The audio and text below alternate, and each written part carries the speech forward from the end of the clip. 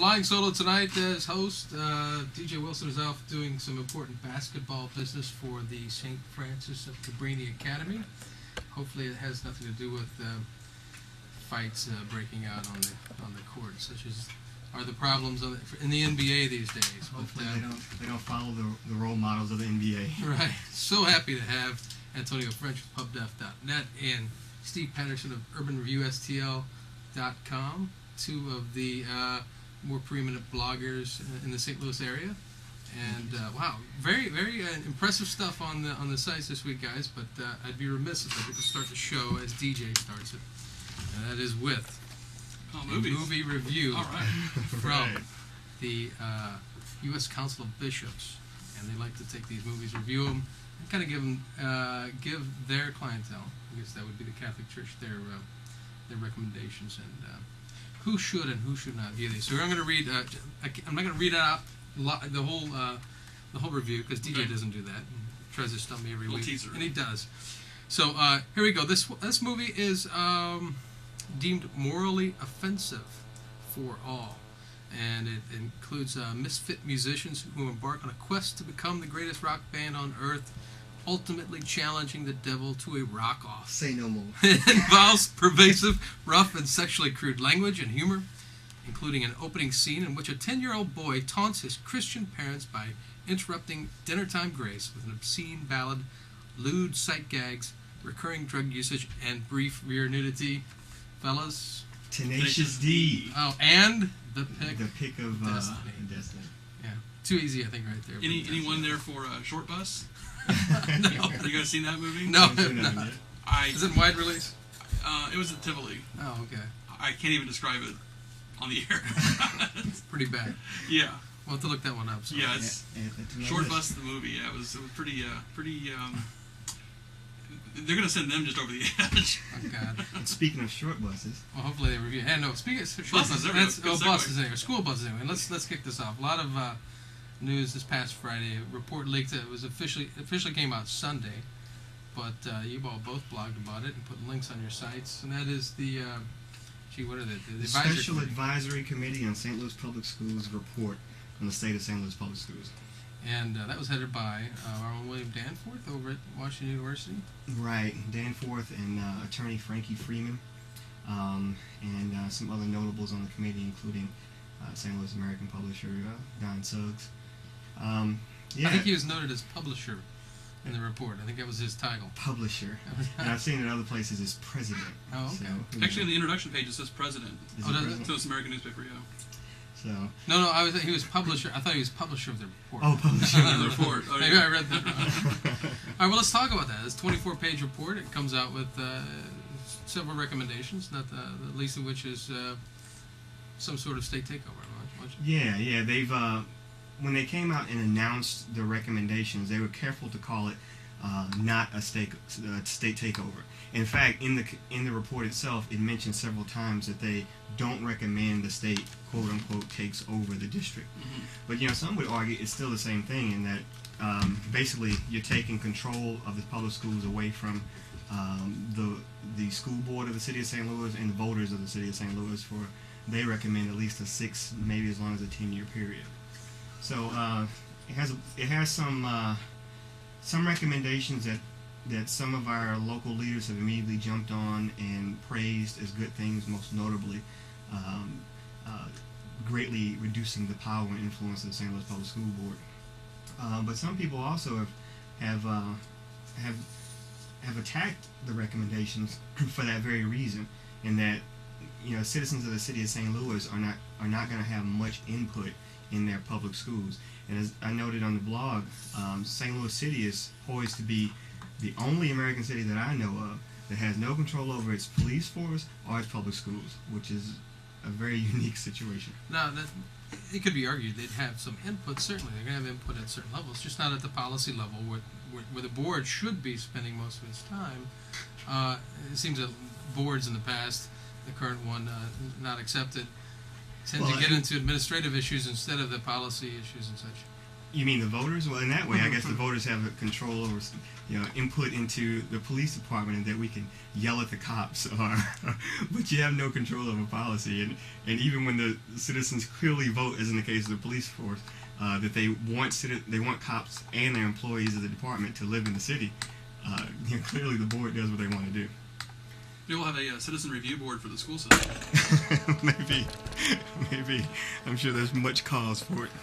On one thing I think we all can agree, and that's maybe this is the first time I've seen it in writing, is that St. Louis, the public schools exist primarily to educate students. I thought that was a pretty nice recommendation. I'm so glad they told us that. I was not sure. But wouldn't this remove a lot of the politics from the board, which seems to be where all the problems really are stemming? Okay, that's a broad sweep right there. Let's look at what are the problems right now. The board, the State Board of Education and the director, Kent King, clearly said that they felt that this was the time to create such a advisory committee because of the great amount of instability in the district. The district has gone through 6 superintendents in just 4 years, less than 4 years. And we're paying for how many of those still? At least 3: the current, the immediate past, and maybe we might still have some deal with one of the 2 before. But so yeah, that kind of instability. What happens is that it seems like every few months the district gets new leadership. The superintendent comes in with some bold ideas or whatever, implements them, and then it's gone in 6 months, and the new guy comes in, and we start all over from scratch, and that's a recipe for disaster. So I applaud the recommendation, or the goal of the recommendation, which is to allow a superintendent enough time, enough freedom to be able to implement an idea.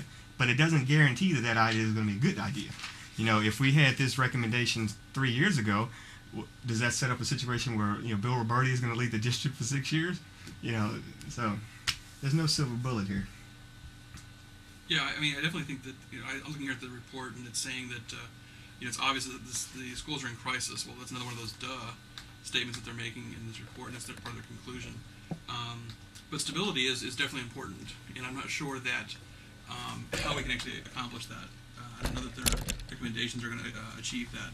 You were saying earlier, Antonio, that just as there's now uncertainty, which instabilizes the whole right. situation. It's funny because the goal of the report was to champion a situation where we have stability in the district, but the issuing the report issues more instability in that now the future of our superintendent we have now is in doubt. Is Borisov going to be here in 6 months? Are we going to have a school board at all in 6 months?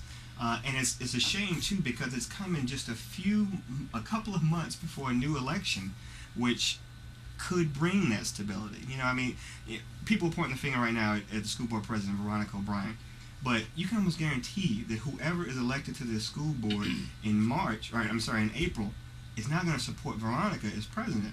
So Veronica's days as president are numbered.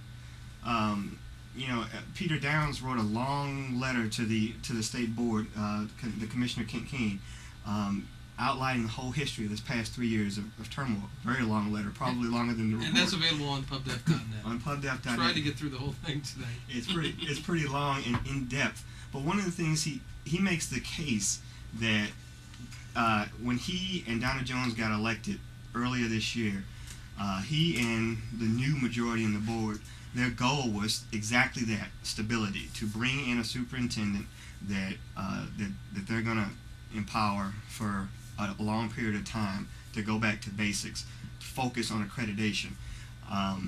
The previous superintendent, the previous 5 superintendents, they've all focused at the direction of the board on the financial situation of the district. At least they said they have. But none of them until Borisov. Recently, this board passed a balanced budget. So we're right on the brink of possibly having some stability, and having exactly what I think the goal of this thing is. But we'll see what happens.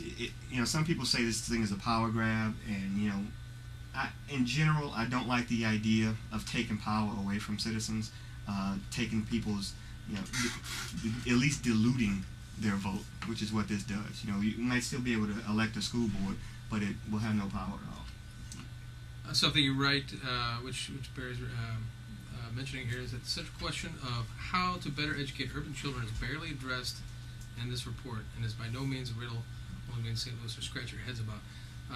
That maintains to be true. So, kind of that said, Steve, your thoughts on that? Well, I was just looking up a post that I did recently about an author, I believe David Rusk, indicating that in order to educate kids in inner city schools, they have to have a mix of students. That you need middle class students mixed with lower income students in order for there to be a good achievement level in the classroom. And we don't have that in our inner city schools.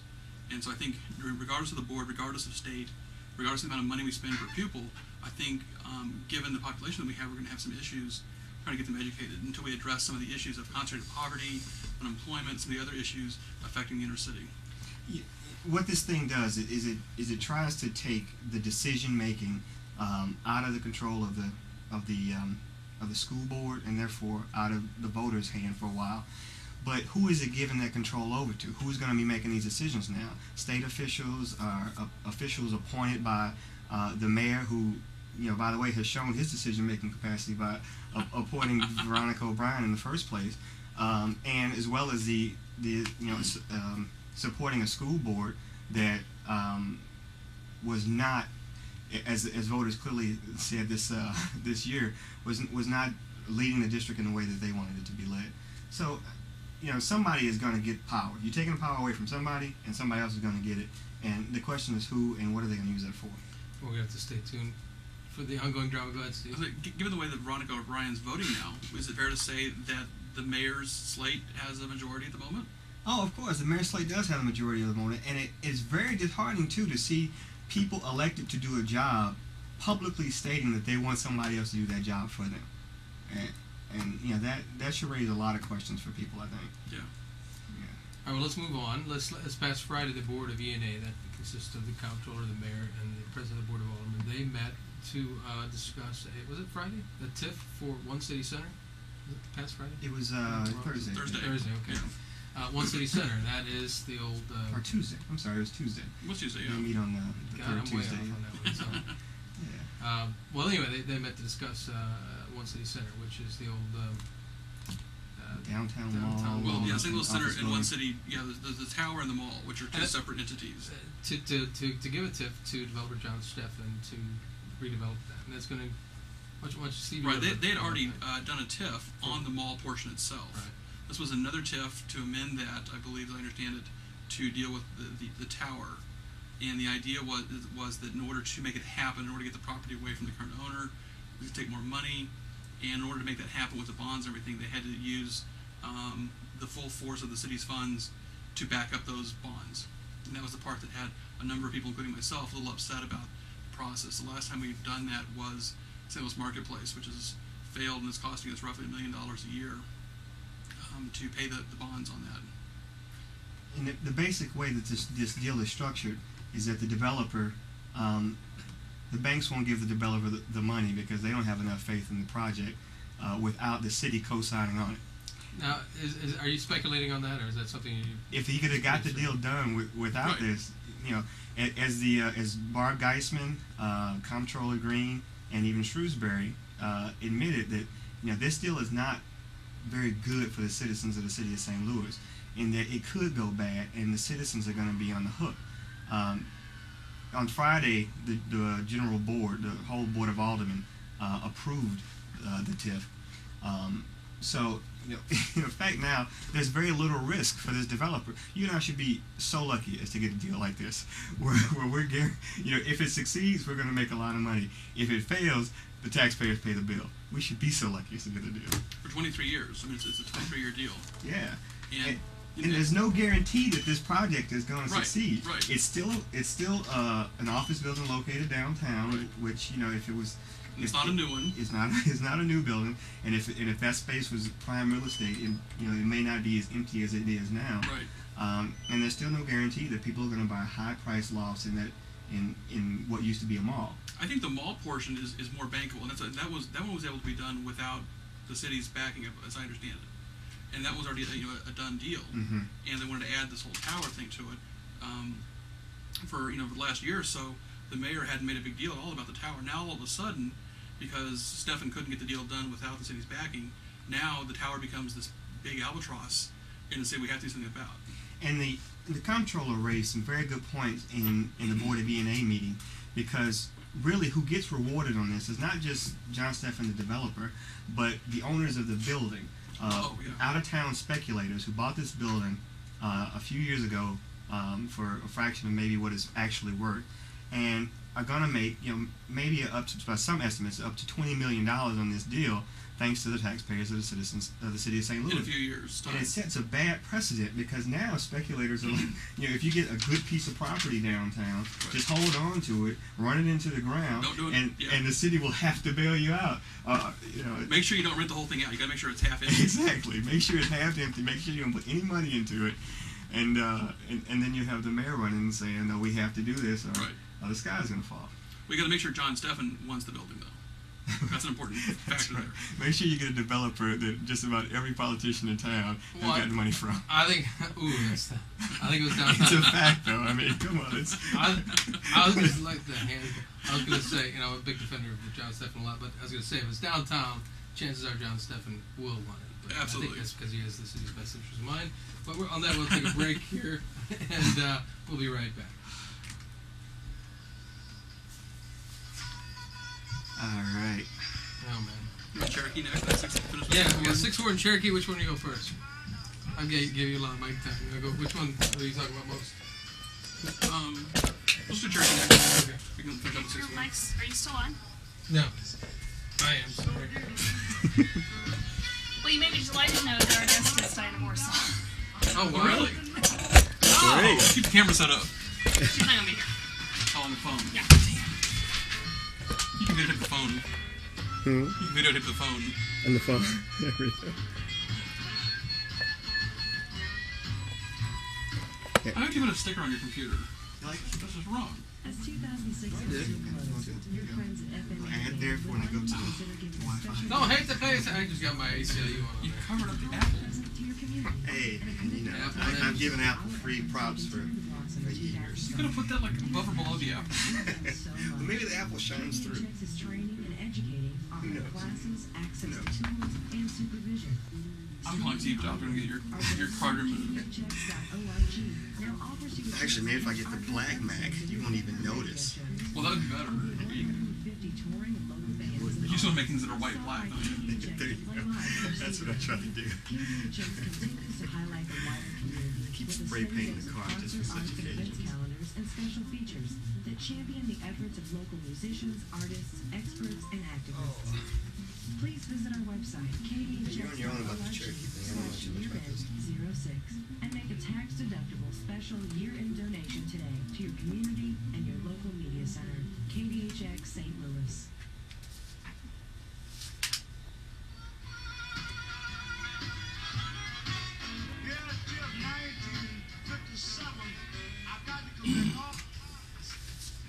All right, coming up next, it's The Wire with Thomas Cronin and Amanda Doyle. Every week, they and their guests discuss a broad range of issues relating to grassroots politics and culture. That's The Wire from 7:30 to 8 p.m. Monday nights, right here on your community station, 88.1 KDHX. KDHX would also like to thank all of our members for your great support this year. We hope that your generosity will continue. Add KDHX to your holiday gift list and make a tax-deductible contribution to your community radio station this season. If you're not yet a member of KDHX, now's the perfect time. Visit kdhx.org and click on support. All right, we're back now. Oh, and Cronin Doyle have on the St. Louis Public Schools The current superintendent. Diana Warsaw. So stay tuned for that. 6 minutes away here. Okay, we're going to go from citywide issues to some local issues, kind of being followed by people around. Cherokee's going to be the first one. Yeah, Cherokee Street over in the 20th Ward. The Business Association. The Business Association had a huge meeting. I stayed there for the whole meeting. Massive turnout of people to come vote for the new officers and board members for the Business Association there in Cherokee Station. And that's the portion, for the most part, I think there's maybe like one block of that exists east of Jefferson, but most of it's west of Jefferson. Huge turnout, and I don't know what we'll call them, the new slate of people overwhelmingly won the election. I was kind of watching as Did the mayor back that slate, by the way? the mayor was absent. I don't think Richard Callow sent out any slick mailers about it either.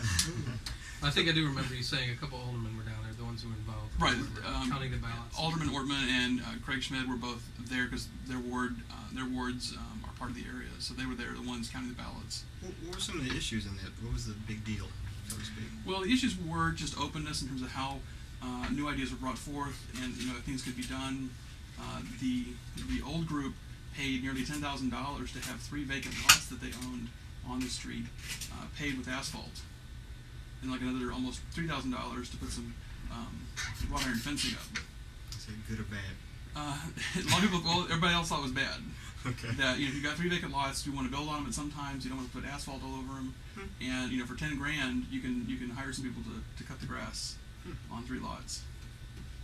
And so it was a huge turnout. There was a lot of discussion about who can vote, who couldn't vote. But one of the board members that was elected is a young woman, an attorney that has her business on the street. Because she's an attorney, she doesn't have to have a business license. And because she doesn't have a business license, she couldn't vote. But she could be elected to as a board member. So maybe Seems kinda odd. maybe a review of the bylaws will be in order with the new. They had the bylaws out and they were discussing the bylaws. At least they didn't lose their bylaws. Yeah, They had a they had copy. bylaws. They had a copy of theirs. Oh, But- you're jumping ahead on that. I am. Go ahead. That's a little teaser for the next one. But so it's interesting to see that the new group is young, it's diverse in terms of the who's on the board. So it'll be fun to see what happens with that.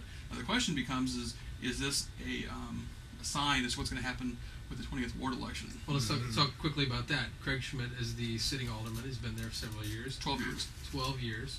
He's glad you know these things. He's kind of staunch about what should and should not go on Cherokee, and it's Right. bothering a lot of the progressives there. Steve Smith was at the meeting, the owner of the Royal, who wants to open an establishment on Cherokee, and that's one of the big contentions there is whether or not he should be getting a liquor license, and how do we rejuvenate the street, and that's going to be one of the key things I think in this coming election between Craig Schmidt and Galen Gandolfi. And currently, no new liquor licenses are allowed on Cherokee Street. In the 20th ward, period. 20th ward. If these aldermen keep trying to micromanage, I think the state should come in and. Right. That's it, exactly. Very good. Well, I mean, the aldermen are they when there's 2 bills out now that they're voting on. That's one's to have a stop sign removed somewhere in one ward, and one's to have a stop sign added in another ward. And they'll just pass both bills and take the stop sign from one location and move it over to another. and the location. whole board of aldermen will Recycling. have to address. Yes, the whole board of aldermen has to vote on this. Okay, now something that y'all both were involved in just recently here, and that's you're involved in is a 6th ward. What's going on over there? The political Like an organization. executive committee meeting, we just came from that over Pestalozzi Place. Yeah, and we were involved in it as much as we were observing. Yeah. It's So interesting. Is that an open meeting? It was an executive board meeting. Held in a public place. Held public restaurant, yes. They had a public restaurant. We had dinner there. Some of the members of the board seemed not to be too happy that we were there. But I guess the situation quickly is that that is a heated automatic campaign between the committeeman, Patrick Cascione, and former congressional aide Casey Starr Triplett, and there's also a third candidate, Christian Saller, who wasn't involved in this thing. But both of those candidates sit on the executive meeting committee of the board organization. The endorsement meeting is coming up. It is an open board organization. Both sides try to register as many new members as they can. A meeting was called. It seemed almost in secret to discuss the new members registered by Casey Starr Triplett, who I've heard is registered maybe close to 140 new members, which would almost double the size of that organization. Apparently, Mr. Cascione is counted the numbers and saw that could have a big effect on the endorsement. So they were supposed to meet to discuss this. There was some discussion, but at the end of it all, I think mostly due because there being an audience, they tabled it, the actual vote on what they're going to do until the next meeting. Now this is a primary election coming up when? March. In March, and so in January they were going to, or this, I guess they were going to make a recommendation or like endorsement. March or January 16th or 18th, one of those. Right. Which is not. It's only like 2 weeks after the filing closes, because someone else could enter the race at this point. So that said, have they done any sort of candidate forum or had any debates among the candidates? No, no. No, it seems to be just one of these situations. Open meeting. They're going to have the meeting. Candidates can come and talk. At the end of the meeting, the members will vote. You think all those newly registered members would want to hear from everyone in the They might, but Yes. apparently they want to kick some members out.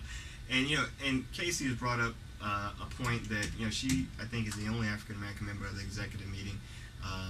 Not coincidentally, probably 70% of the people she registered as new members are African American, and so she brought up some issues that it may not be the best thing for this race, which already has racial implications, black candidate, white candidate, to secretly vote to kick out 100 black members of the organization. So that, I think that's what got a lot of people involved and came to the meeting. I think she also told me earlier that when I saw her yesterday that she felt maybe it was just a matter of her being the new person, the young person. Mm-hmm. That it's kind of the and I had this when I ran, wait your turn kind of thing. Yeah. So stay tuned for more on that. Stay on that race tuned. coming up. So, all right, I invite everyone to read religiously urbanreviewstl.com and pubdef.net I prefer agnostically, but for all the information related to city issues and some great design issues on Steve's site here. So, Urban Design Issues, check that out. Good night, and good night, DJ, and your Andrew. That's right. Good night.